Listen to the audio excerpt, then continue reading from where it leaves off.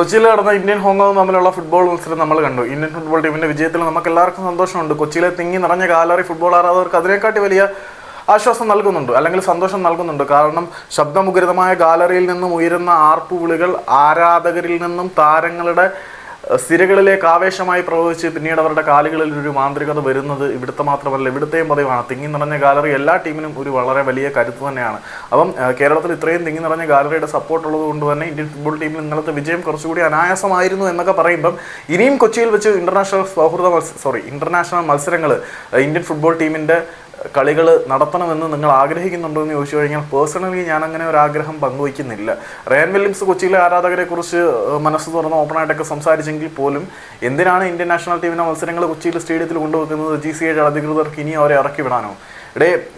മത്സരത്തിന് മുന്നുള്ള pre match press കോൺഫറൻസിന് വന്ന പരിശീലകനായിട്ടുള്ള ഖാലിദ് ജമീലിനെ മറ്റ് 3 കീ പ്ലേയേഴ്സിനെയും ഇറക്കി വിട്ടു. പിന്നെ നമ്മളുടെ ഇവിടുത്തെ ട്രെയിനിങ് സെഷൻ അനുവദിക്കാതെ താരങ്ങളെ ഇറക്കി വിട്ടു.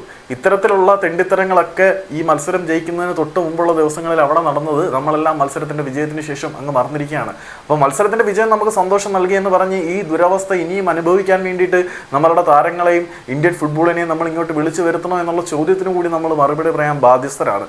മൊത്തത്തിൽ പറയുമ്പം നമ്മളൊരു വിജയം കൊണ്ട് ഇതുവരെയുള്ള കാര്യങ്ങൾ മുഴുവൻ മറന്നു പോകുന്ന ഒരു പ്രത്യേക വിഭാഗത്തിൽ പെട്ടിട്ടുള്ള ആളുകളാണ്.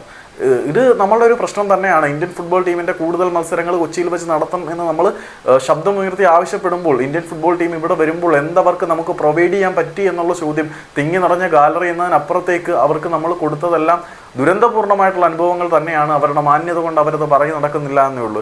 കേരള ബ്ലാസ്റ്റേഴ്സിൻ്റെ മാനേജ്മെൻറ്റിനെ ഞാൻ എല്ലായ്പ്പോഴും കുറ്റം പറയുന്നുണ്ടെങ്കിൽ പോലും ഇപ്പോൾ കുറ്റം പറയാതെ ഈ മയത്തിൽ സംസാരിക്കുന്നതിൻ്റെ കാര്യം എന്താണെന്ന് വെച്ച് കഴിഞ്ഞാൽ നമ്മുടെ GCDA ട്രെയിനിങ് കൊച്ചിയിൽ വെച്ച് നടത്താൻ സമ്മതിക്കാതെ ഇറക്കി വിട്ട് കഴിഞ്ഞപ്പോൾ അവർക്ക് പരിശീലന സൗകര്യം ഒരുക്കി നൽകിയത് കേരള ബ്ലാസ്റ്റേഴ്സാണ്. കേരള ബ്ലാസ്റ്റേഴ്സിൻ്റെ ട്രെയിനിങ് ഗ്രൗണ്ടായിട്ടുള്ള സാങ്ച്വറിയിൽ വെച്ചിട്ടാണ് ഇന്ത്യൻ നാഷണൽ ഫുട്ബോൾ ടീം പരിശീലനം നടത്തിയത്. ആ ഒരു അവസ്ഥ നമ്മൾ കൺസിഡർ ചെയ്യേണ്ടതുണ്ട്. അപ്പം ഇന്ത്യൻ നാഷണൽ ടീം കൊച്ചിയിൽ വെച്ച് മത്സരം നടത്തണം എന്ന് നിങ്ങൾ പറയുമ്പം അവരെ ഇവിടുന്ന് വീണ്ടും GCDA പോലെയുള്ള ആളുകൾ ഇറക്കി വിടില്ല എന്ന് ഉറപ്പ് പറയാൻ ആരെക്കൊണ്ടും പറ്റത്തില്ലല്ലോ. ഈ ഒരു സിസ്റ്റം ഇങ്ങനെ നിലനിൽക്കുന്ന കാലത്തോളം ഇന്ത്യൻ ഫുട്ബോൾ ടീമിൻ്റെ കൂടുതൽ മത്സരങ്ങൾ ഇവിടെ വെച്ച് നടത്തണം എന്ന് തിങ്ങി നിറഞ്ഞ ഗാലറിയെ മാത്രം മുന്നിൽ നിർത്തി പറയുന്നതിനകത്ത് പോലും ഒരു അനൗചിത്യം ഉണ്ടെന്നാണ് ഞാൻ വിശ്വസിക്കുന്നത്. നിങ്ങളുടെ അഭിപ്രായം കമൻറ്റ് ചെയ്തേക്ക്.